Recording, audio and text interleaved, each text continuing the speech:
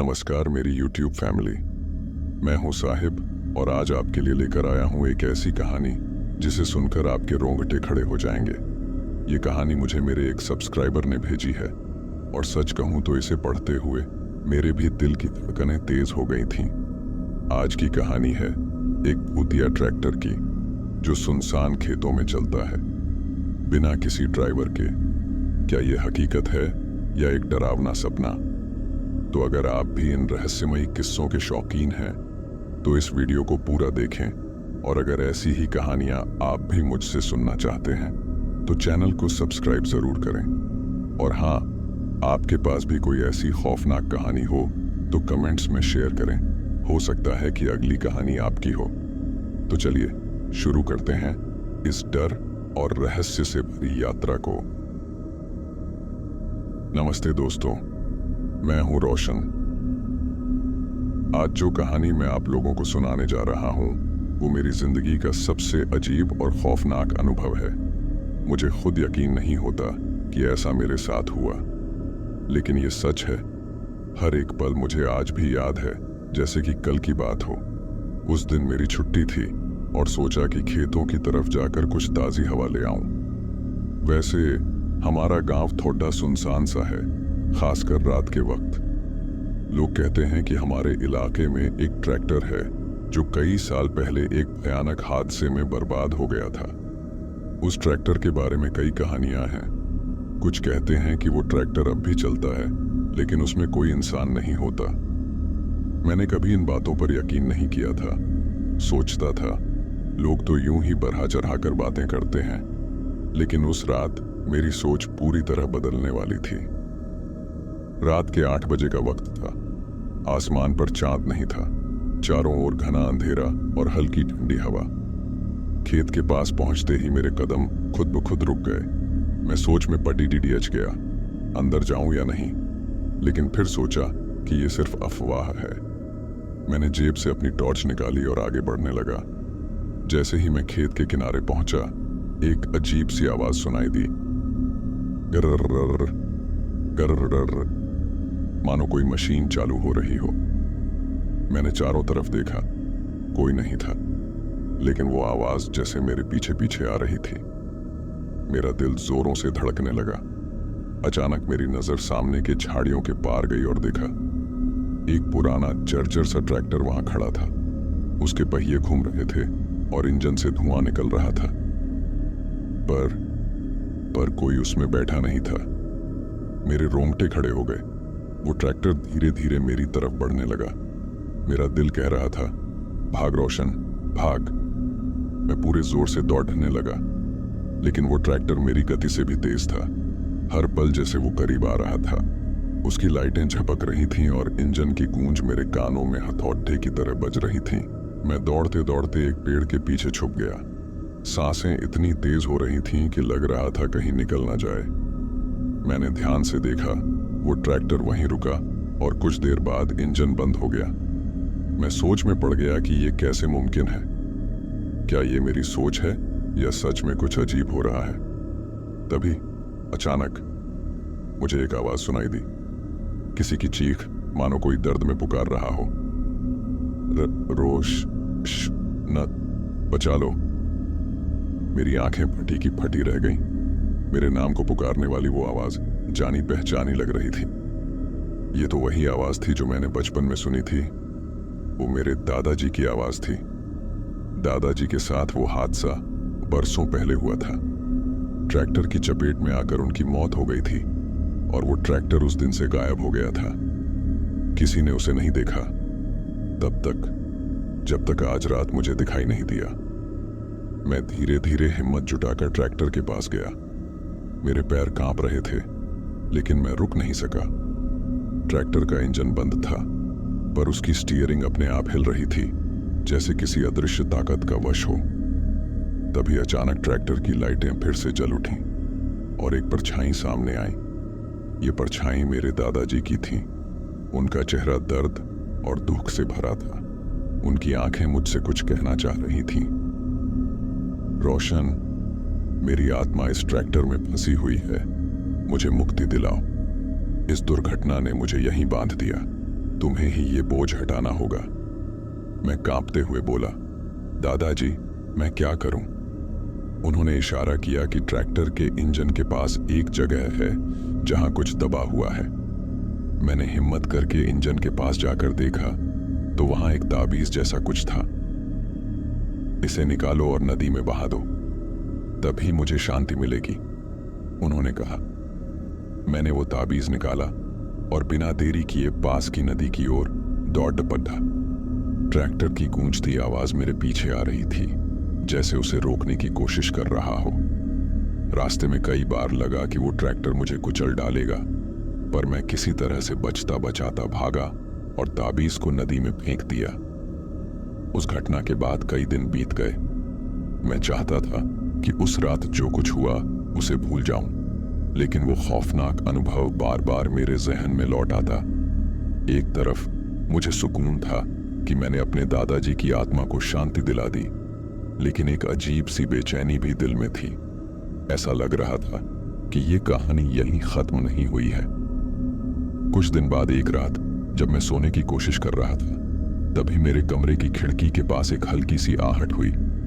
मैंने ध्यान से सुना तो लगा जैसे कोई बूट पहनकर फर्श पर चल रहा हो। मेरा दिल फिर से जोर से धड़कने लगा। मैंने टॉर्च उठाई और खिड़की से बाहर झांका। वहां कोई नहीं था, लेकिन झाड़ियों के पास एक हल्की सी छाया दिखाई दी, जैसे कोई मेरे घर की तरफ देख रहा हो। अगले दिन गांव के कुछ लोग मेरे पास आए। उन्होंने कहा कि खेतों के पास जहां मैंने ट्रैक्टर देखा था, रात को किसी ने फिर से उसकी आवाज सुनी है। इंजन की वो रर वाली आवाज और उस ट्रैक्टर की लाइटें। मुझे यकीन नहीं हो रहा था कि वो ट्रैक्टर वापस कैसे चल सकता है। मैंने तो ताबीज नदी में बहा दिया था और दादाजी की आत्मा को मुक्ति मिल गई थी। फिर ये सब क्या हो रहा था? अब ये बात फैल चुकी थी कि उस ट्रैक्टर में कुछ तो ऐसा है जिसे समझ पाना आसान नहीं।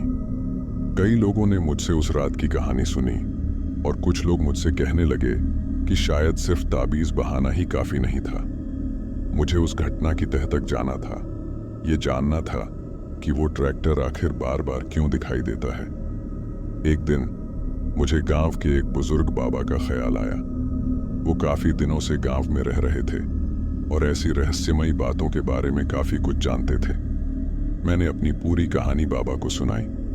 बाबा ने गहरी सांस ली और बोले, बेटा, तेरा काम अधूरा रह गया है। ताबीज तो तूने बहा दिया, पर उस ट्रैक्टर के साथ जो दुख जुड़ा था वो आज भी वही है। जब तक उस दर्द की वजह का सामना नहीं किया जाएगा, ये सिलसिला खत्म नहीं होगा। बाबा के कहने पर मैंने हिम्मत जुटाई और एक बार फिर उस भयानक खेत में जाने का फैसला किया। इस बार बाबा भी मेरे साथ थे। रात के वक्त हमने ट्रैक्टर का इंजन चालू करने की आवाज सुनी और धीरे धीरे उस ओर बढ़ने लगे। ट्रैक्टर वहीं खड़ा था, लेकिन इस बार उसका इंजन शांत था। मैंने बाबा की सलाह मानी और ट्रैक्टर के चारों ओर ध्यान से देखा। तभी बाबा ने कुछ मंत्र बुदबुदाए और कहा, रोशन, ये कोई साधारण ट्रैक्टर नहीं है। ये उस पुराने जमाने का गवाह है जहां एक दर्दनाक दुर्घटना ने इसे शापित कर दिया था। दादाजी की आत्मा तो मुक्त हो गई, लेकिन इस ट्रैक्टर से जुड़े हादसे की पूरी कहानी उजागर नहीं हुई। तभी अचानक मेरे सामने एक और दृश्य उभर आया। मुझे कुछ दिखाई देने लगा। वो हादसा जिसमें दादाजी फंसे थे, उसका असली कारण वो दरअसल एक साजिश थी। किसी ने जानबूझकर उनके ट्रैक्टर के ब्रेक से छेड़छाड़ की थी ताकि वो हादसा हो सके। बाबा ने बताया कि ये ट्रैक्टर उसी अन्याय और धोखे का गवाह है और तभी उसकी आत्मा भटक रही है। उस घटना के बाद सब कुछ सामान्य लगने लगा था। गांव वालों ने भी अब उस भूतिया ट्रैक्टर की कहानियां भूलनी शुरू कर दी थीं। बाबा ने कहा था कि मैंने दादाजी को सुकून दिला दिया है और ट्रैक्टर की भटकती आत्मा को मुक्ति मिल गई है। लेकिन अजीब बात यह थी कि मुझे अब भी ऐसा महसूस होता जैसे वो कहानी यहीं खत्म नहीं हुई है। एक रात जब मैं अपने घर में अकेला था, अचानक कमरे की खिड़की पर किसी के दस्तक देने की आवाज सुनाई दी। मैंने सोचा कि शायद हवा होगी, लेकिन कुछ पल बाद फिर वहीं दस्तक सुनाई दी। इस बार मैंने हिम्मत जुटाकर खिड़की के पास जाकर देखा। वहां कोई नहीं था। मैं वापस बिस्तर पर आया और सोने की कोशिश की, लेकिन तभी एक ठंडी हवा का झोंका कमरे में महसूस हुआ, जैसे किसी ने मेरे कमरे में कदम रखा हो। मुझे किसी की मौजूदगी का एहसास हुआ। ऐसा लग रहा था जैसे कोई मेरी पीठ के पीछे खड़ा है। मेरी सांसें थम सी गईं। मैंने साहस बटोरते हुए चारों ओर देखा और तभी मुझे दीवार पर कुछ लिखा हुआ दिखाई दिया। ये लिखावट खून के जैसी लाल थी और उसमें लिखा था, यहां कहानी खत्म नहीं हुई है रोशन। मेरी हालत खराब हो गई। ये क्या था? कौन मुझे ये संदेश दे रहा था? क्या दादाजी की आत्मा अब भी मुझसे कुछ कहना चाहती है, या फिर ये किसी और की आत्मा थी जो मुझसे कोई राज उजागर करने को कह रही थी? अगले ही दिन मैं दौड़ता हुआ बाबा के पास गया। बाबा ने मुझे ध्यान से सुना और उनकी आंखों में एक गंभीरता आ गई। उन्होंने कहा, रोशन, ऐसा लगता है कि यह सिर्फ दादाजी की आत्मा का मामला नहीं था। उस हादसे में किसी और आत्मा का भी दर्द छिपा है जो मुक्ति पाने की कोशिश कर रही है। हो सकता है उस रात जिस साजिश के बारे में हमने जाना था, उसका असर अभी भी इस दुनिया में बाकी है। बाबा ने मुझसे कहा कि अगर मुझे उस आत्मा को शांति देनी है तो मुझे उस घटना से जुड़े सभी पहलुओं की तह में जाना होगा। मैंने बाबा के कहे अनुसार उस रात के हादसे से जुड़ी जानकारी इकट्ठा करना शुरू किया। गांव के पुराने लोगों से बात करने पर पता चला कि जिस रात मेरे दादाजी का हादसा हुआ था, उसी रात एक और आदमी गायब हो गया था। वो आदमी जिसने दादाजी के ट्रैक्टर में छेड़छाड़ की थी। कहते हैं कि वो आदमी उस रात से कभी वापस नहीं आया। किसी को नहीं पता कि उसके साथ क्या हुआ। धीरे धीरे मैं सच्चाई के करीब पहुंचने लगा। मुझे एक पुराने अखबार की कतरन मिली जिसमें लिखा था कि उस आदमी का नाम राजू था और वो गांव के ही एक अमीर जमींदार का नौकर था। उसने दादाजी के ट्रैक्टर में ब्रेक से छेड़छाड़ की थी क्योंकि जमींदार दादाजी से नाराज थे। लेकिन जैसे ही उसने साजिश को अंजाम दिया, उसी रात उसे किसी ने आखिरी बार ट्रैक्टर के पास देखा था और फिर वो कभी वापस नहीं लौटा। अब मुझे समझ आ गया था कि राजू की आत्मा अब भी इस गांव में भटक रही थी। शायद वो भी उस पाप का प्रायश्चित करना चाहती थी जो उसने दादाजी के साथ किया था। मैंने बाबा के साथ मिलकर उस जगह जाने का फैसला किया जहां राजू आखिरी बार देखा गया था। रात का समय था। हम दोनों एक बार फिर उसी खेत में पहुंचे जहां मैंने पहली बार ट्रैक्टर को देखा था। इस बार माहौल और भी खौफनाक था। अजीब सी ठंड थी और आसपास सन्नाटा पसरा हुआ था। हम धीरे धीरे उस जगह पहुंचे और बाबा ने मंत्र पढ़ना शुरू किया। अचानक हमारे सामने एक धुंधली सी आकृति उभरने लगी। ये राजू की आत्मा थी।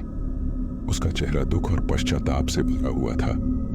उसकी आंखों में गहरा दर्द और पछतावा था। मुझे माफ कर दो, राजू की आत्मा फुसफुसाते हुए बोली। मुझे लालच ने अंधा कर दिया था। मैंने तुम्हारे दादाजी के साथ अन्याय किया और उसी रात मेरी भी मौत हो गई। मुझे मुक्ति चाहिए। रोशन, मेरी आत्मा को शांति दिलाओ। बाबा ने मुझे इशारा किया और कहा कि राजू की आत्मा को शांति दिलाने के लिए मुझे एक काम करना होगा। बाबा ने समझाया कि मुझे उस जमींदार की पुरानी हवेली में जाकर उस पाप का सामना करना होगा जिसके कारण ये सब हुआ। मैंने हिम्मत जुटाई और अकेले उस हवेली की तरफ बढ़ा। हवेली बहुत पुरानी और खौफनाक थी। वहां पहुंचते ही एक अजीब सी घुटन महसूस होने लगी, जैसे हवेली की दीवारें मुझसे कुछ कह रही हों। मैंने वहां पहुंचकर एक दिया जलाया और राजू के पाप की माफी मांगने के लिए प्रार्थना की। तभी हवेली की एक पुरानी अलमारी के पीछे एक छोटा सा संदूक मिला। उसमें एक पुराने कागज पर जमींदार के हस्ताक्षर थे जिसमें उसने राजू को दादाजी के ट्रैक्टर में छेड़छाड़ करने का आदेश दिया था। मैंने वो सबूत जलाकर नष्ट कर दिया ताकि राजू की आत्मा इस पाप से मुक्त हो सके। जैसे ही मैंने वो कागज जलाया, एक अजीब सी शांति महसूस हुई। ठंडी और हल्की हो गई और ऐसा लगा मानो राजू की आत्मा को मुक्ति मिल गई हो। उस घटना के बाद से गांव में फिर कभी उस भूतिया ट्रैक्टर की आवाज नहीं सुनाई दी। न राजू की परछाई दिखाई दी, न किसी और की आत्मा ने कोई परेशानी खड़ी की। मुझे महसूस हुआ कि आखिरकार हर आत्मा को शांति मिल गई थी। अब मैं एक नए सुकून के साथ अपनी जिंदगी जी रहा हूँ। वो खौफनाक रातें और भूतिया अनुभव अब एक कहानी बनकर रह गए हैं। पर हर बार जब उस खेत के पास से गुजरता हूँ तो महसूस होता है जैसे मेरे दादाजी की आत्मा अब भी मेरी रक्षा कर रही है और मुझे अपनी तरफ मुस्कुराते हुए देखती है। दोस्तों, ये कहानी बताती है कि पाप और पछतावे का बोझ आत्माओं को बांध सकता है, लेकिन सच का सामना करने से हर आत्मा को शांति मिल सकती है। अगर आपको ये कहानी दिलचस्प लगी हो तो इसे और लोगों के साथ शेयर करें ताकि वो भी जान सकें कि सच और हिम्मत के आगे हर डर, हर बाधा हार जाती है।